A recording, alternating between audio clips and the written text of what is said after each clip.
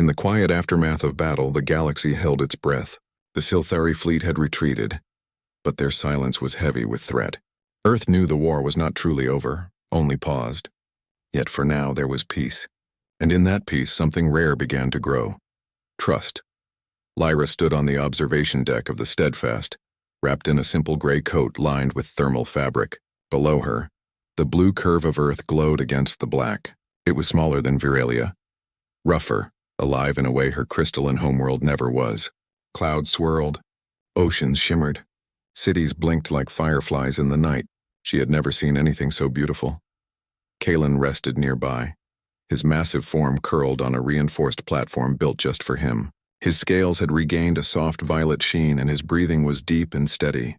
The resonance roar had cost him dearly, but human medics had worked tirelessly, feeding him nutrient gels and repairing his wings with bioweave mesh. He was healing. So was she. Morgan joined her at the viewport, hands in his pockets. He had not shaved in days and his eyes were tired, but he smiled when he saw her. "They're calling it the day the stars bent," he said softly.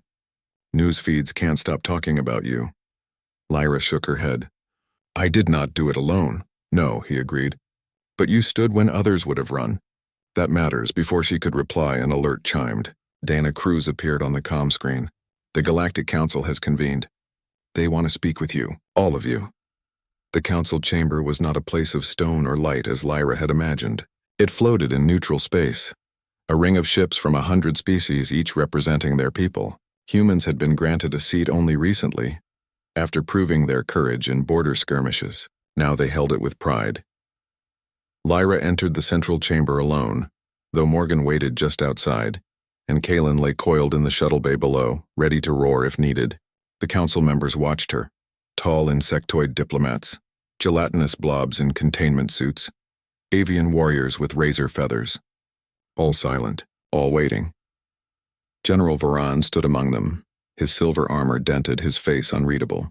He did not speak. The High Arbiter, a being of woven light and voice, addressed Lyra. "You have disrupted the balance. You wield forbidden power. Explain yourself." Lyra took a breath. She did not bow. She did not beg. She spoke plainly in simple words. "I did not choose this power. It chose me." The Scifi called it a curse because it did not shine like theirs. But silence is not weakness. The void is not empty. It listens, and sometimes it answers. She paused, then looked at Voran. "You taught me logic as a child. So tell me, was it logical to cast me out instead of understanding me?" Vorden's jaw tightened. He said nothing. Then Morgan stepped forward. He had no right to speak, but Dana had argued fiercely for it. "I'm not a diplomat," he began, voice rough but clear. "I'm just a salvager from New Hampshire. But I've seen what happens when you judge someone by what they lack instead of what they offer. Lyra gave us hope when we were outgunned. She gave us a shield when we had none. And she never asked for anything in return." He looked around the chamber. "You call her defective. We call her friend. You call her dangerous. We call her brave. Maybe the problem isn't her. Maybe it's your fear." A murmur spread through the council. Some species nodded. Others shifted uneasily. Then, from the human delegation, Lily Tran stood. "We have data, recordings, proof that Lyra's power does not destroy, it protects. It redirects, it heals. We've studied it. And we believe it could help others, not just humans." The Arbiter was silent for a long time. Then it spoke. "The Scifi claim she is theirs to judge." Vorden finally stepped forward. His voice was low. "She is royal blood. The law is clear." "Laws can change," Dana said, rising, "especially when they hurt the innocent." The debate lasted hours. But in the end, the council reached a decision. Lyra would not be returned to Viralia. She would be granted asylum under human protection, and her bond with Morgan, spoken of in whispers since the battle, would be recognized not as a political alliance, but as a sacred union of choice. In many cultures, the Arbiter said, a mate is not chosen for power or bloodline but for heart. Earth has shown that. You have shown that. Vorden bowed his head, not in defeat but in reluctant respect. Then let it be so. Back aboard the Steadfast, as the council ships dispersed, Lyra stood with Morgan on the same observation deck. Kalen rested at their feet, his tail curled gently around them like a living wall. "What now?" Morgan asked. "Now, Lyra said. We build. And they did. Earth welcomed her not as a princess, but as a person. She worked with Lily to study the void tongue, not as a weapon but as a bridge, to communicate with deep space phenomena, to stabilize dying stars, to heal fractured worlds. Kalen became a symbol of resilience, visiting schools and shipyards, his presence calming frightened children and inspiring engineers. Morgan kept flying the Wayfarer, but now, with a new purpose, he and Lyra scouted the Outer Rim, helping lost travelers, mending broken ships, carrying messages of peace. Sometimes they brought back refugees, aliens cast out like Lyra once was, and Earth, remembering her story, opened its arms. Years passed. The Syltheri did not return, but rumors said that on Varelia, young ones began to whisper of the princess who spoke to the void. Some even tried to listen in the silence. Change was slow, but it had begun. One evening, as the three of them watched a meteor shower streak across Earth's atmosphere, Lyra leaned her head on Morgan's shoulder. Kalen let out a soft rumble, his eyes half closed in contentment. Do you ever miss it? Morgan asked. Lyra thought for a moment. I miss the gardens, the singing crystals, but not the loneliness. Home isn't a place, Morgan. It's who stands with you when the stars go dark. He squeezed her hand. Then you're home. And she was. Far below, in the cities and farms and labs of Earth, people lived ordinary lives. They argued, they laughed, they loved. They did not know the names of distant queens or ancient dragons. But they knew this. When the galaxy came knocking with fire and fear, humanity had not hidden. They had opened their door, and in doing so they had found something greater than victory. They had found family. Lyra looked up at the endless sky, no longer a void to fear, but a tapestry of possibility. She was not broken. She was not lost. She was Lyra, mate of a human, guardian of a dragon, daughter of stars and silence, and for the first time in her life, she belonged. News of the battle near Proxima Centauri spread faster than light, not through official channels but through whispers on the comms, through data bursts from scout ships, through the quiet hum of human networks that stretched from Mars to the Kuiper Belt. Earth had seen something no one expected, a human freighter, a broken dragon, and an alien woman who defied a Syltheri warship with silence instead of fire. Within days, the United Earth Defense Council convened in orbit above Geneva. Most members argued for caution. The Syltheri were ancient, powerful, and not to be provoked. But then Lily Tran played the recording. The resonance roar, the shield collapse, the Wayfarer's escape. And then came Dana Cruz. Dana was a former Marine turned diplomat born in San Diego, raised on stories of underdogs and second chances. She stood before the council, her voice calm but firm. We have a choice here. We can hide behind treaties and pretend this doesn't concern us, or we can stand with someone who has nowhere else to go. That's not just policy, that's who we are. The vote was close. But it passed. Earth would offer asylum to Lyra and Kalen, and if the Syltheri came for them, they would meet human steel. Meanwhile, aboard the Wayfarer, Morgan and Lyra prepared. Lily's ship, the Orion, docked with them, bringing supplies, medkits, and engineers. Human scientists studied Kalen with awe, not fear. They scanned his biosigns, analyzed the resonance frequency, and even brought him nutrient-rich gel that made his scales shimmer faintly for the first time in years. Lyra watched it all with quiet wonder. On Varelia, she had been a flaw to be hidden. Here, she was a mystery to be understood. The humans asked questions, yes, but they listened to her answers. They called her Ma'am and Miss Lyra, not defective or cursed. Dana Cruz arrived next aboard a military frigate named the Steadfast. She boarded the Wayfarer alone in a simple uniform, no weapons. When she met Lyra, she didn't bow or stare. She offered a handshake and a warm smile. Morgan's told me about you. I'm glad you're safe. They talked for hours. Dana explained Earth's plan. They would not attack first, but they would not back down. We're not the galaxy's strongest, she said, but we're stubborn, and we protect our own. Lyra looked at Morgan, then at Kalen, who lay curled near the viewport, his eyes half closed but alert. Your own, she repeated softly. Yes, Dana said. You're one of us now. As the days passed, more ships arrived. Not just military, freighters, research vessels, even civilian yachts. Word had spread through the human colonies. People sent messages. Stay strong. We've got your back. Welcome to Earth's family. It was messy, loud, and utterly human, and Lyra found herself smiling more than she had in years. But the calm was temporary. On the 10th day, sensors lit up. Not one Sylthari ship. A fleet. 12 vessels, led by the Dawnblade, emerged from warp at the edge of the system. Their formation was perfect, their hulls gleaming like knives in the sun. A message came through, cold and final.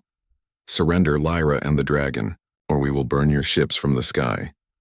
Morgan stood on the bridge of the Wayfarer, now docked inside the steadfast hangar bay. Around him, human officers moved with quiet urgency. Dana stood beside him, arms crossed. Lily monitored the energy readings from a nearby console.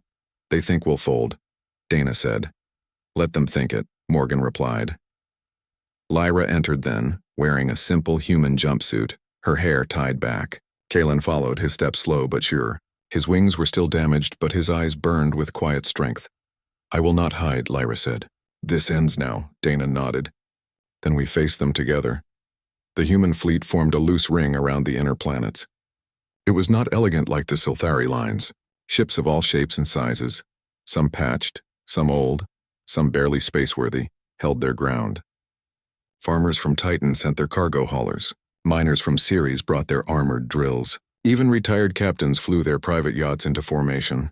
They had no grand strategy, only one rule: protect the Wayfarer. As the Sylthari advanced, General Varan opened a channel. His face appeared on every human screen, sharp, proud, unreadable. You are outmatched, he said. Your technology is crude. Your lives are short. Why die for an outcast? Before anyone could answer, Morgan stepped forward. Because she's not an outcast here. She's family. Vorden's eyes narrowed. Sentiment. How very human. The first shot came without warning. A plasma lance tore through the front line, vaporizing a small scout ship. Chaos erupted. Human ships returned fire with railguns, lasers, and even old-fashioned missiles. It was messy, desperate, and brave. Inside the Steadfast command center, Lyra watched the battle unfold. Her hands clenched. She felt the void again, not as emptiness, but as presence. It whispered to her not in words, but in patterns, in rhythms. They're focusing on the center, she said suddenly. They think the Wayfarer is there. Dana turned. It's not. We moved it to the rear. Good, Lyra said. But they will adjust, unless we give them something else to fear. She looked at Kalen. He met her gaze and gave a slow nod. I need to get closer, she said. It's suicide out there, Morgan said. Maybe, she replied. But if I stay here, more will die. Dana studied her for a long moment. Then she nodded. Prepare Shuttle Delta. Full escort. As Lyra and Kalen boarded the small craft, Morgan grabbed her arm. Come back. She looked into his eyes. I will, because you're waiting. The shuttle launched into the storm of battle. Around them, ships exploded, shields flared, and comms filled with shouts and static. Kalen lay in the cargo hold, his body humming with stored energy. Lyra piloted with steady hands, weaving through debris and fire. They reached the edge of the Sylthari formation. The Dawnblade loomed ahead, its cannons charging for another strike. Lyra closed her eyes. She reached into the quiet place inside her, the space between breaths, between stars, between heartbeats. And she called, not with sound. With silence, Kalen rose. His wings, though broken, spread wide. His core flared, not with fire, but with deep, resonant energy. He opened his mouth, and the universe answered. The roar this time was different, stronger, older. It did not just shatter shields, it unraveled them. The Sylthari ship's systems overloaded. Lights died. Engines stalled. Even the Dawnblade listed sideways, smoke pouring from its bridge. But the true power came after. Lyra's hands began to glow. Not with golden Sylthari light, but with something darker, deeper. Stardust swirled around the shuttle, drawn to her like iron to a magnet. She was not creating energy. She was channeling it, weaving it, shaping it into a shield that wrapped around the entire human fleet. On the Steadfast, Lily stared at her screen. She's not blocking their weapons. She's turning them back on themselves. Indeed, the next Sylthari volley curved mid-flight and struck their own ships. Confusion spread through the enemy ranks. Vordan's voice crackled over open comms, sharp with disbelief. Void tongue. It's real. Lyra's voice, calm and clear, answered. It was always real. You just refused to listen. The tide turned. Human ships pressed the advantage. Not with superior tech, but with heart. With unity. With the stubborn refusal to let fear win. By the time the Sylthari retreated, their fleet was broken. 3 ships destroyed, 5 disabled. The Dawnblade limped away, its pride shattered. Silence fell over the battlefield. Then slowly human ships began to cheer, not with blaring horns but with flashing lights, with open comms playing music, with voices saying, "We did it," and "You're safe now." Lyra guided the shuttle back to the Steadfast. As the bay doors closed, Morgan was the first to greet her. He didn't say anything, just pulled her into a tight hug. Kaelin stepped out behind her, weary but proud. Dana approached and placed a hand on his snout. "Thank you," she said simply. Later, as the fleet regrouped, Lily found Lyra on the observation deck. "You changed everything today," she said. "Not just the battle. The way we see the universe." Lyra looked out at the stars. "I only showed what was already there." "Maybe," Lily said. "But someone had to be brave enough to look." That night, Earth declared a new policy. No one seeking refuge would be turned away. Not because they were strong, but because they were willing to stand together. And in the quiet hum of the Steadfast, Lyra finally understood. She was not a princess, not a weapon, not a flaw. She was hope. And hope, it turned out, had a human name. The peace did not last. 3 days after the Silthari warship vanished from their scanners, it returned, this time with 2 escorts. They formed a tight perimeter around the asteroid field where the Wayfarer hid, their hulls gleaming like blades in the starlight. Inside the freighter, alarms blinked red but silent. Morgan had disabled the sound to keep calm. Lyra stood at the main console, her fingers flying over the controls. Her face was pale, but her eyes were steady. Kaelin lay coiled in the cargo bay below, his breathing slow and deep, conserving energy. He had not eaten in 2 days. His body was weak, but his spirit burned with quiet fury. Morgan paced behind her, jaw tight. "They're scanning every rock in this belt. We can't stay hidden much longer." "I know," Lyra said softly. She had spent the night reviewing old Silthari battle logs in her mind. The Dawnblade was commanded by General Varan, her father's most loyal enforcer, and her childhood tutor. He had once praised her for her sharp mind. Now he would drag her back in chains if he had to. "What do they want with you, really?" Morgan asked, voice low. Lyra hesitated. Then she spoke. "They fear me. Not because I am weak, but because I am different. My mother believed I carry a power that does not shine. It listens. It speaks to the deep places between stars. The Silthari call it void tongue. They say it is forbidden." Morgan frowned. "So they'd rather destroy you than understand you?" "Yes." He ran a hand through his hair. Typical. Suddenly the comms crackled. A voice, smooth, cold, familiar, filled the cabin. "Lyra of the Silthari bloodline. You are ordered to surrender yourself and your vessel. Resistance is treason. Your human companion will be spared if he complies." It was Varan. Lyra's hands trembled, but she did not reply. Morgan stepped forward and activated the external speaker. "This is Morgan Ellis of Earth. Lyra is under my protection. You want her, you go through me." Silence. Then a dry laugh. "A human. How quaint. You think your scrap heap can stand against Silthari might? I think you underestimate what humans can do when they care about someone," Morgan said. The line went dead. Moments later, weapons fire lit up the edge of the asteroid field. Plasma bolts seared through space, vaporizing rock. The Wayfarer shuddered as debris rained against its hull. "Hold on," Morgan yelled, slamming the throttle. The freighter shot forward, weaving through the chaos. Lyra gripped the console, her mind racing. She knew the Silthari tactics. They would corner them, disable their engines, then board. There was no escape through speed or stealth unless... "Kaelin," she whispered. She closed her eyes and reached out, not with light but with silence. With the quiet space inside her that had always felt empty, now it hummed. Deep in the cargo bay, Kaelin lifted his head. His eyes glowed faintly, not with fire but with something older, something deeper. "Morgan," Lyra said urgently, "fly toward the gas giant. The red one." "Why, trust me." Morgan didn't argue. He banked hard, the ship groaning in protest. Behind them, the Silthari ships gave chase, firing steadily. As they neared the swirling red planet, Lyra unbuckled and ran to the cargo bay. Kaelin stood now, his wings half spread, his body trembling with effort. She placed her hands on his snout, forehead pressed to his scales. "Remember the old songs?" she whispered in Silthari. "The ones before the light," Kaelin rumbled low in his chest. Then with a sound like thunder wrapped in velvet, he roared. It was not a sound of fire or fury. It was a resonance, a vibration that moved through space itself. The very atoms around them shivered. The Scifi ship's shields, tuned to absorb energy, could not handle the frequency. They flickered, then shattered like glass. Alarms blared across the enemy fleet. One escort spun out of control, its systems fried. The Dawnblade listed sideways, smoke trailing from its bridge. Morgan stared at the scanner, stunned. "What was that?" Kalen's true voice, Lyra said, breathless. "They thought dragons only breathed fire. But the oldest ones, they sang the universe into shape." But the effort cost Kalen dearly. He collapsed, his glow fading fast. Lyra dropped beside him, tears in her eyes. No, stay with me." Morgan landed the Wayfarer on a small moon nearby, hidden in the planet's magnetic shadow. He rushed down with a med kit and thermal blankets. Together, he and Lyra worked to stabilize Kylan. Morgan used synth flesh to seal cracks in the dragon's scales, while Lyra hummed an old lullaby her mother used to sing.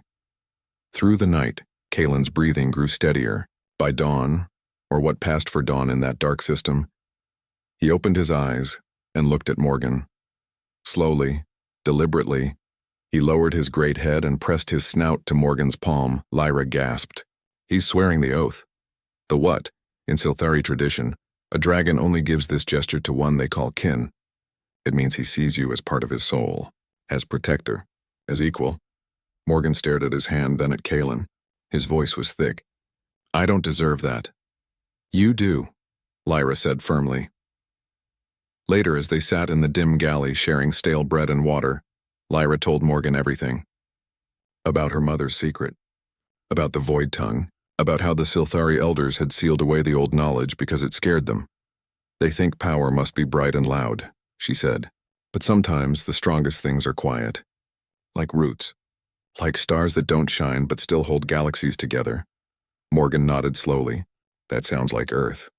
We've got people like that. Farmers, teachers, nurses. Never in the news, but they keep the world turning." Lyra smiled faintly. "Maybe humans understand more than my people ever did." Just then, Kalen let out a soft chuff. He lifted his head toward the ceiling, ears pricked. Morgan checked the scanners. "We've got company. But it's not Scifi." A new signal pulsed on the screen. Human origin. Encrypted but friendly. Lyra's heart leapt. Someone heard the battle. Morgan opened the channel. A woman's voice came through, clear and sharp. "This is Lily Tran of the United Earth Science Vessel Orion. We detected anomalous energy readings near Proxima Centauri. Are you the Wayfarer?" Morgan exchanged a look with Lyra. "Yeah, this is Morgan Ellis. We've got guests." "We saw what happened," Lily said. "That resonance wave, it rewrote 3 pages of astrophysics in 10 seconds. Who was that?" Lyra took the mic. "My name is Lyra, and this is Kalen." Silence. Then a holy stars. "You're real." Over the next hour, Lily explained that Earth had been monitoring Scifi activity for months. When the battle flared, they sent a scout ship. Now they wanted to help. "The Scifi are demanding your return," Lily said. "But Earth says no. You're under human protection now." Lyra felt something warm bloom in her chest. Not magic. Not light. But belonging. Morgan grinned. "Looks like you've got more than one human in your corner." But Lyra knew the war was not over. Boran would return, and next time, he would bring the whole fleet. That night, as Kalen slept, Morgan stood watch at the viewport. Lyra joined him. "What happens now?" she asked. "We fight," he said simply, "but not alone. Earth's got ships, scientists, people who believe in second chances." Lyra looked at him, this human who gave her food, shelter, and respect, without asking for anything in return, who earned a dragon's oath with kindness, not force. "Why did you choose me?" she asked softly. Morgan met her gaze. "Because you didn't ask to be saved. You just kept going. That's the kind of person worth standing beside." In that moment, Lyra understood. She was not defective. She was different. And difference in the right hands could be a weapon, a shield, a home, far above the stars burned on. And for the first time, Lyra felt ready to face whatever came next. Not as a rejected princess, but as herself. With her dragon, and her human. Weeks passed in the quiet drift of the wreckage belt near Proxima Centauri. Lyra and Kalen had settled into a rhythm of survival. Each morning, Lyra checked the scanners, sorted salvage, and rationed their dwindling supplies. Kalen, though weak, patrolled the outer corridors. his senses sharp despite his age. They spoke little, but their silence was comfortable, built on trust earned through hunger, cold, and shared loneliness. Then came the day the signal changed. It was not the same repeating distress call from before. This was new, rougher, human. A voice crackled through the static, tired but steady. "This is the Wayfarer Independent Freighter. Registration Delta 79er. Engine trouble. Drifting near Sector G14. If anyone hears this, I could use a hand, or at least a friendly wave." Lyra froze. Humans. She had heard stories. Reckless, loud, short-lived beings from a blue-green world called Earth. The Silthari considered them primitive, barely spacefaring, barely civilized. Yet her mother's message echoed in her mind. True strength often lives in the quiet, in the dark, in the spaces between stars. Maybe humans were not what the elders claimed. She looked at Kalen. His ears twitched. He did not growl. That was enough. With careful hands, Lyra patched the comm unit again and sent a reply. "This is Lyra of Virelia. I read you. Hold position. I will come." She did not know why she offered help. Perhaps it was because she remembered what it felt like to be ignored. Perhaps it was hope, fragile but growing. She loaded a small shuttle with spare parts, water, and a medkit, then climbed in. Kalen watched from the doorway, his eyes worried. "I will be back," she promised. The shuttle coughed to life and drifted toward the signal's source. In the distance, the Wayfarer came into view. It was a battered ship, its hull patched with mismatched metal plates, its engine nacelle smoking faintly. One wing was bent and the name Wayfarer was painted crookedly near the cockpit. It looked like something that had been through a dozen fights and lost most of them, but kept flying anyway. Lyra docked carefully. The airlock hissed open. She stepped inside, her heart pounding. The corridor was dim, lit by flickering bulbs. The air smelled of oil, coffee, and something sweet, like burnt sugar. Then she saw him. A human man stood at the end of the hall, wiping grease from his hands with a rag. He was lean, with short brown hair and sharp green eyes that widened when he saw her. He wore a faded blue jumpsuit with patches on the elbows and a name tag that read, Morgan. For a long moment, neither moved. Then Morgan smiled. Not a big smile, but a small, tired one that reached his eyes. "Well," he said, voice rough but kind. "I didn't expect an elf princess to answer my call." Lyra stiffened. "I am not a princess." "Could have fooled me," he said, nodding at her silver hair and the faint glow of her skin. "You look like you stepped out of a myth." She did not know how to respond. Silthari did not make small talk, but Morgan did not seem to expect an answer. He turned and walked toward the engine room. "Come on, I could use an extra pair of hands. And maybe someone who knows more about alien tech than I do." Lyra followed, cautious but curious. The engine room was a mess of wires, tools, and half-disassembled parts. Morgan explained that a plasma coil had blown during a jump, frying half his systems. He'd been drifting for 2 days, trying to fix it with spare parts and stubbornness. Lyra studied the damage. The design was crude compared to Silthari engineering, but clever in its own way. She pointed to a cracked regulator. "This needs replacing. And the coolant line is leaking." Morgan raised an eyebrow. "You know engines?" "I know energy flow," she said simply. He handed her a wrench. "Then let's get to work." For hours they worked side by side. Morgan talked as they fixed things. About Earth, about his hometown in New Hampshire, about how he'd bought the Wayfarer with his savings after his dad passed. He spoke of storms in the mountains, of fishing in cold rivers, of late-night radio shows that played old songs. Lyra listened, silent at first, then asking quiet questions. "Do humans always talk so much?" she asked once. Morgan laughed. "Only the lonely ones." She understood that. When the engine finally hummed back to life, Morgan leaned against the wall, exhausted but grinning. "You saved my hide, thanks," Lyra nodded. "You would have fixed it yourself, maybe. But it would have taken a week and I'd be out of coffee by then." He paused. "You hungry?" He led her to the small galley.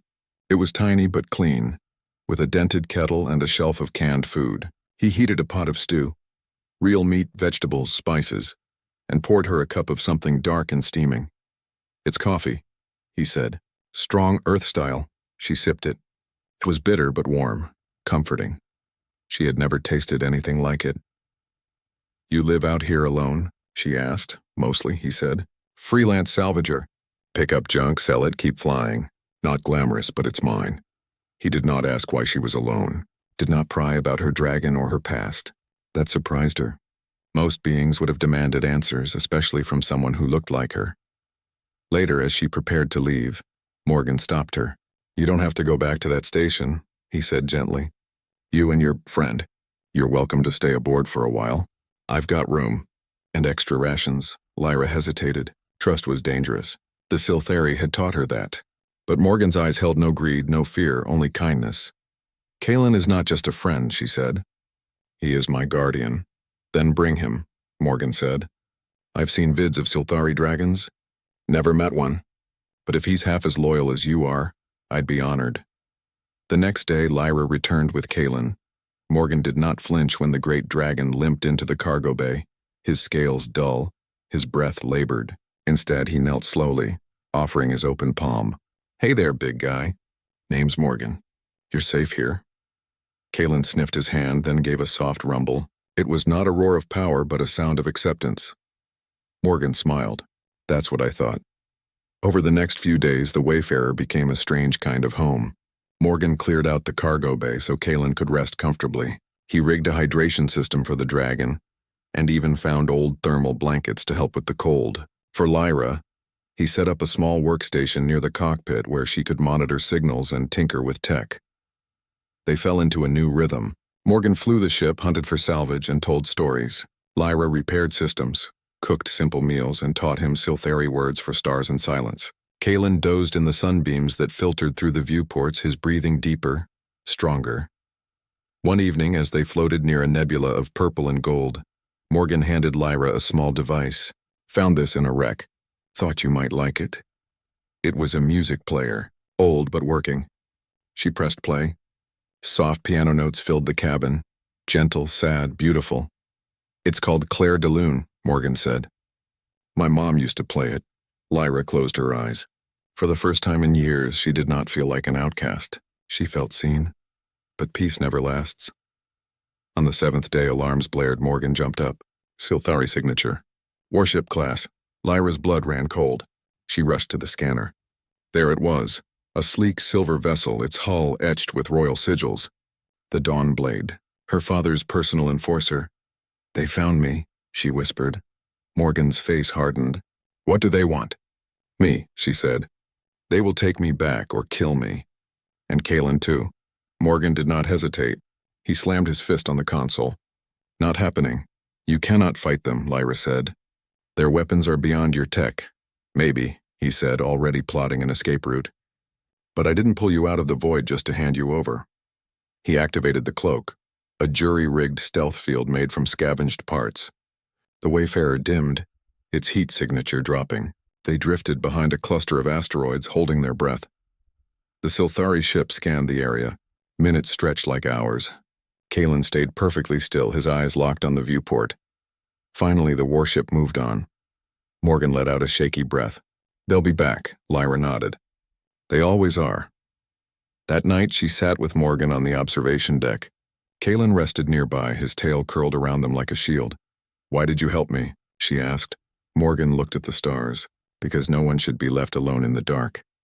She thought of her mother's words, of the void calling. Maybe it had not been the void at all. Maybe it had been something else, something human. For the first time, Lyra felt something more than hope. She felt belonging. And as the Wayfarer drifted through the silent sea of stars, carrying a broken princess, an old dragon, and a human with a stubborn heart, the galaxy seemed a little less empty. On the far edge of the Verilian system, where starlight bent like glass and silence pressed against the hulls of forgotten ships, a small figure stood alone inside a crumbling orbital station. Her name was Lyra, and once long ago she had been called Princess. Now she was nothing more than a ghost in silver robes, her bare feet cold against the metal floor, her long silver hair tangled and dull. Around her neck hung a broken pendant, the last gift from her mother, shattered the day they cast her out. The Sylthari were not cruel by nature. They were precise, elegant, and bound by ancient laws older than most stars. Their society thrived on harmony, on light, on the perfect balance of mind and magic.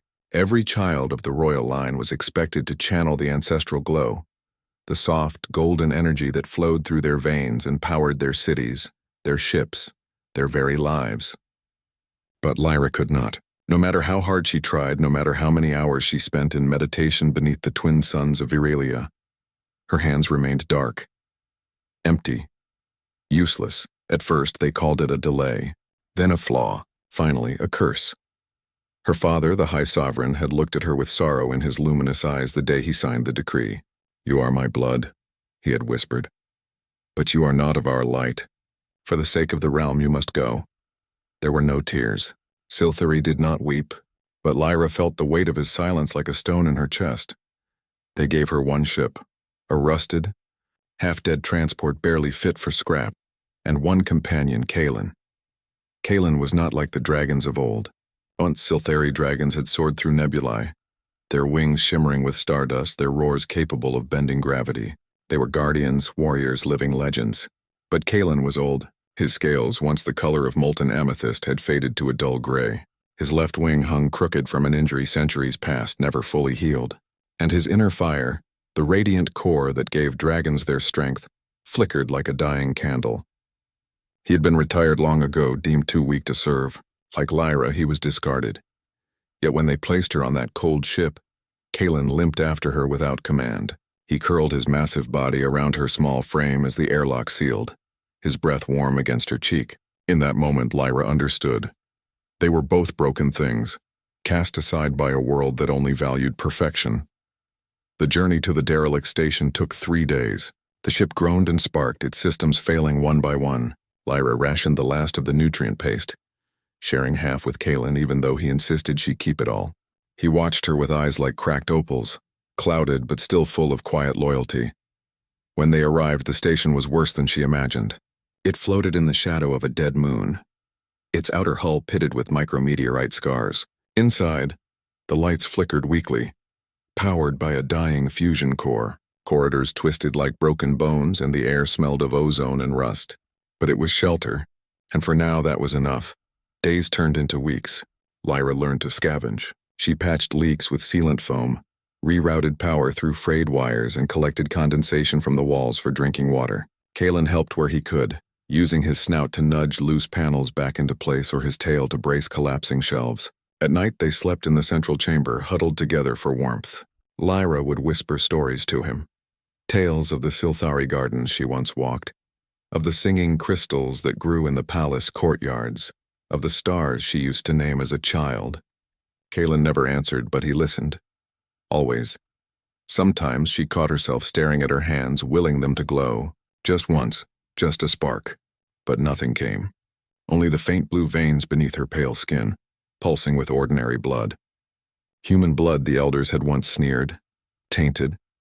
Weak. She did not know why her magic failed.